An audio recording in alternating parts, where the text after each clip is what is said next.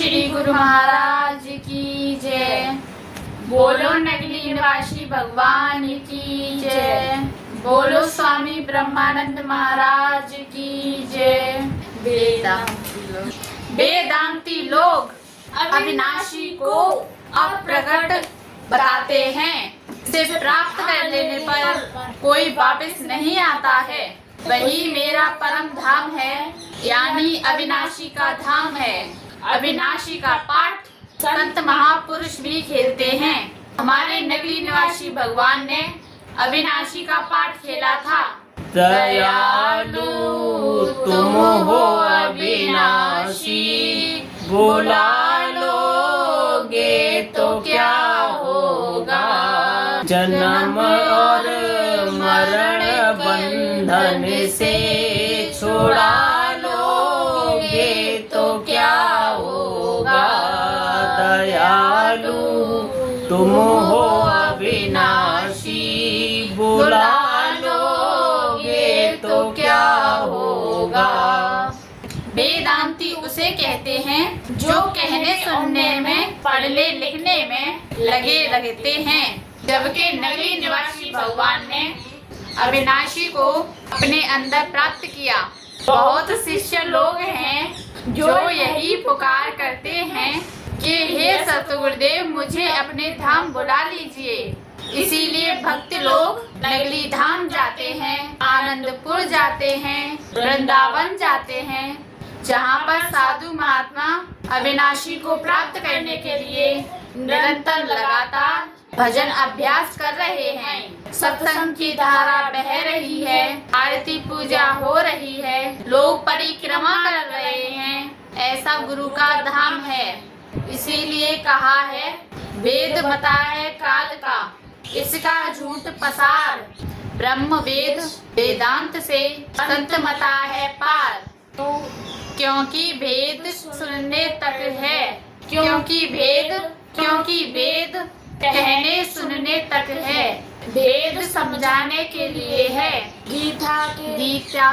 गीता के अध्याय 8 में पेज नंबर 286 में आता है कि भगवान कृष्ण के परम धाम को चिंतामणि भी कहा जाता है, जहाँ परमात्मा का चिंतन होता है।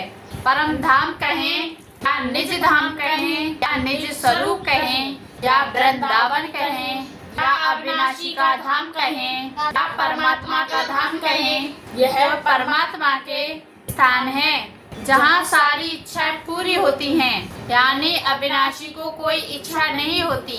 जिसने अपनी प्रकृति को यानी शरीर की इंद्रियों को कंट्रोल कर लिया, वह स्वयं मालिक बन गया। उसकी दुनिया परिक्रमा करती है। साधु संत नगली निवासी भगवान प्रकृति को यानी शरीर की इंद्रियों को कंट्रोल किया तो वह प्रकृति के मालिक बन गए। आज दुनिया उनको परिणाम करती है, परिक्रमा करती है।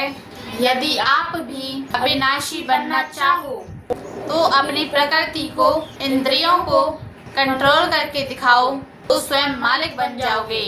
भगवान कृष्ण का धाम गोलोक वृंदावन भी कहा जाता है। यानी वृंदावन का मतलब परम धाम, परमात्मा का धाम कहा जाता है। वहाँ कल्प वृक्ष भी है। कल्प वृक्ष का मतलब है उससे हर चीज प्राप्त होती है। जैसे अविनाशी को सारी चीज प्राप्त होती है, कल्प वृक्ष को भी अविनाशी समझें। वृंदावन में गाय भी हैं और वह दूध देती है अपनी इंद्रियों से। ऐसे ही भक्त और भक्तानी वृंदावन में रहते हैं। उनकी इंद्रियों से ज्ञान का, ध्यान का दूध निकलता है, क्योंकि वह ज्ञान की धारा में डूबे हुए हैं। ऐसी स्त्री लाखों में एक होती है जो ज्ञानवान है, जो भक्ति कर रही है तथा घर परिवार में सुख शांति देने वाली है। भगवान कृष्ण समस्त कारणों के कारण हैं। कारण का मतलब जैसे यह कमरा किसके लिए बना हुआ है? रहने के लिए। रोटी का कारण क्या है? किसके लिए बनी है? खाने के लिए। ऐसे ही भगवान कृष्ण भक्तों के कारण आते हैं, आते हैं जग में महापुरुष, सोए हुए जीव जगाने, भवसागर पार लगाने। ऐसे ही भगवान भक्त के कारण आते हैं और भवसागर से पार लगाते हैं। और भगवान कृष्ण बंसी बजाते हैं और लोगों को मालूम ही नहीं। यदि कोई ध्यान स्थिति में जाए, कानों को बंद करे, आंखों को बंद करे और ध्यान लगाए, जो ध्यान स्थिति में आवाज आ रही है, बंसी खुद के अंदर बज रही है। लगा सुन ध्यान को अंदर, बंसी धुन घोर होती है।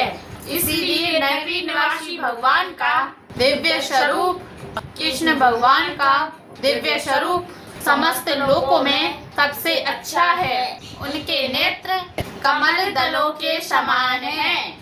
यानी जो अंदर देखता है, अंदर दर्शन करता है, अभ्यास करता है, तो उसके अंदर उनके अंदर सहस्त्र दल कमल खिल रहा है। कहा है, दस गगन गुफा में अजर झरे, रस गगन गुफा में अजर झरे।